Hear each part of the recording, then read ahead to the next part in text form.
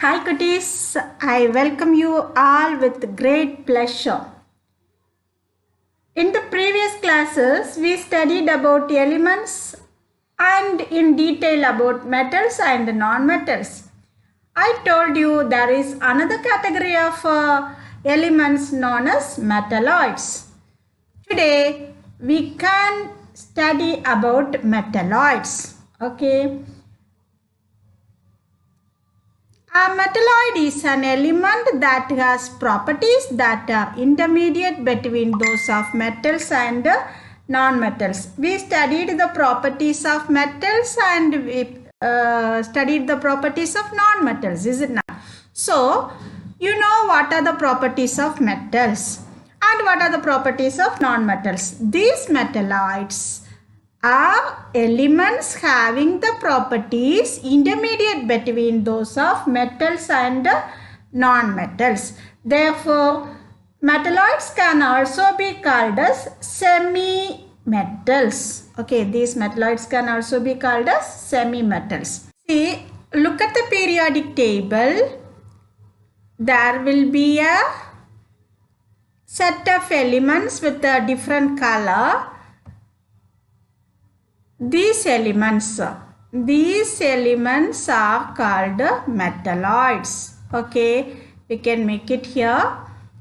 Boron, silicon, germanium, arsenic, antimony, tellurium and polonium. These elements are semi-metals. These elements in this side of the semi-metals are metals and here they are non-metals. You know that, is it not? Now, physical properties of metalloids. Metalloids are solids at room temperature. I told you about some 7 metalloids: boron, silicon, arsenic, germanium, antimony and polonium. Which one I left here? Yes, tellurium. Okay, so these metalloids are solids at room temperature, but if we increase the temperature, they may become liquid, okay, or gas. But at room temperature, these metalloids are in the form of solids. They can form alloys with other metals. Arsenic form alloy with copper, and almost all the semi-metals form alloys with the other metals. See, what do you mean by alloy? Have you seen this? This is a vessel most of you may have at your home, and this is shining like gold, but it is made of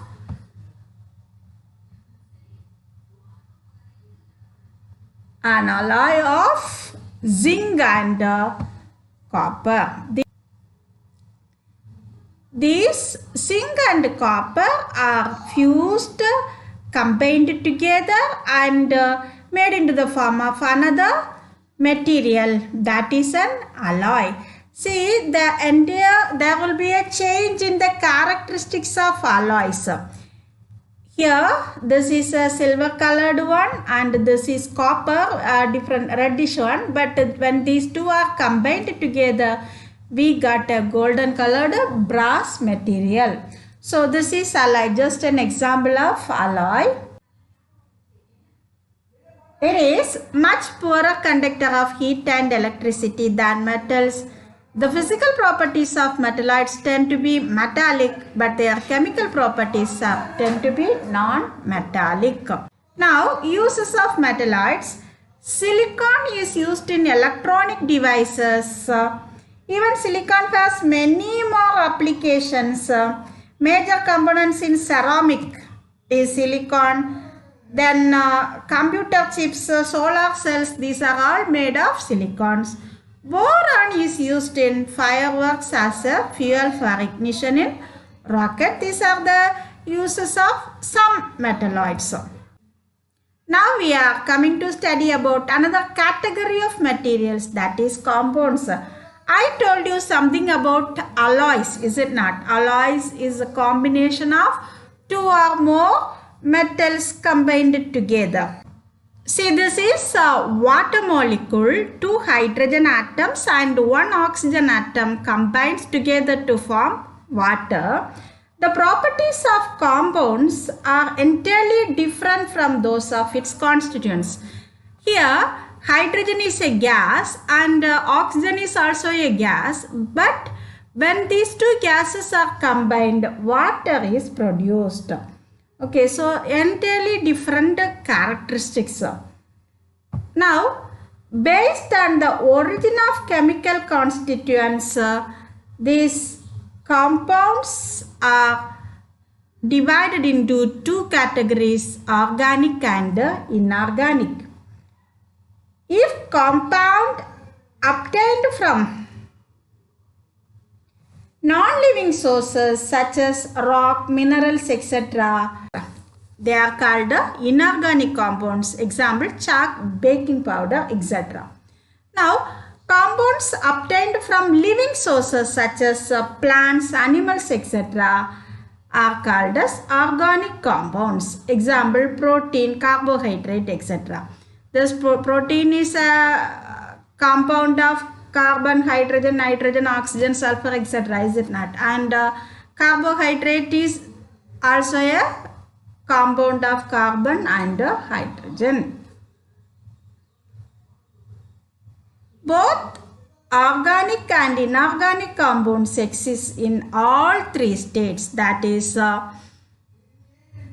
solid state, liquid state and gaseous state. Now let us see the compounds in solid states. Silica, sand, silica is a compound of silicon and oxygen. Okay. Potassium hydroxide or caustic potash, it is a combination of potassium, hydrogen and oxygen. This is a solid form, but here gas and solid form. Gaseous form, gases and solids combine together to form a solid compound. Sodium hydroxide, sodium a solid, oxygen and hydrogen gases, they are combined to form sodium hydroxide. Copper sulfate, copper, sulfur and oxygen. Zinc carbonate, zinc, carbon and oxygen. These are the compounds in solid states. Now let us see compounds in liquid states.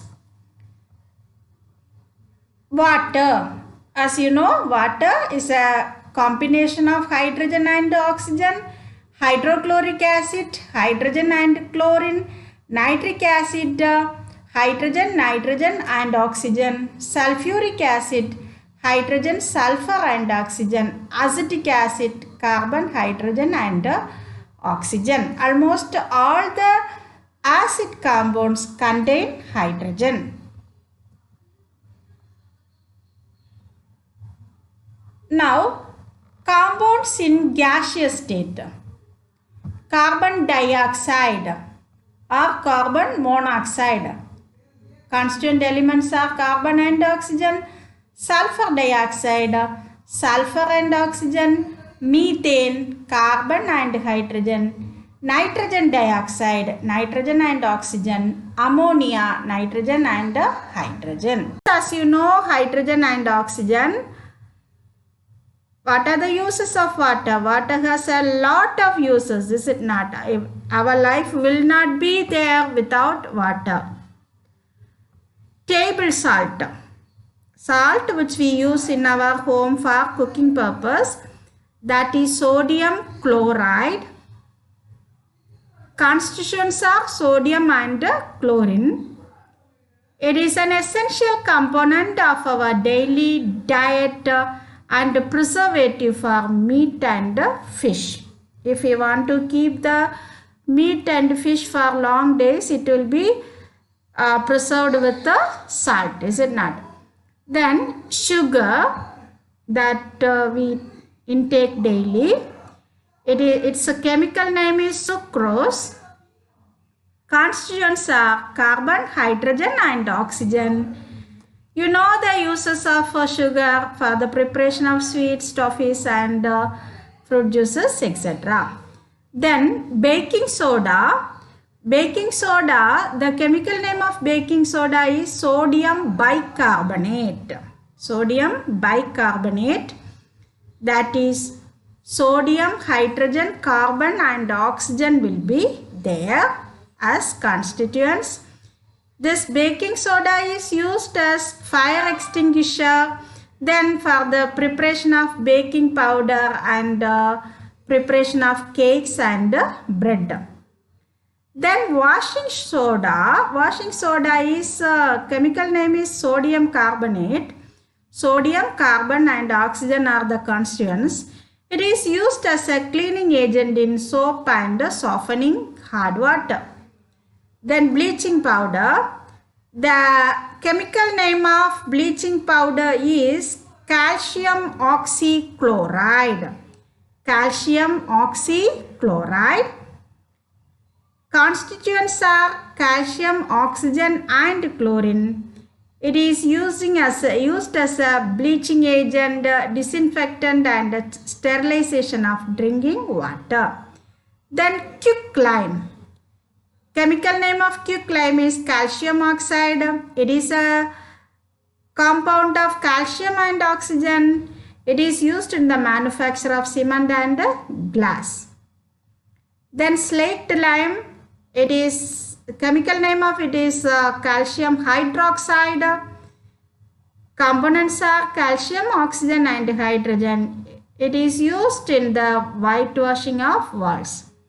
Then limestone. It is calcium carbonate. Limestone is calcium carbonate. It is a combination of calcium, carbon and oxygen. It is used in the preparation of chalk pieces. So, with this, today's class is over and this lesson is completed. We can meet in the next class. Till then.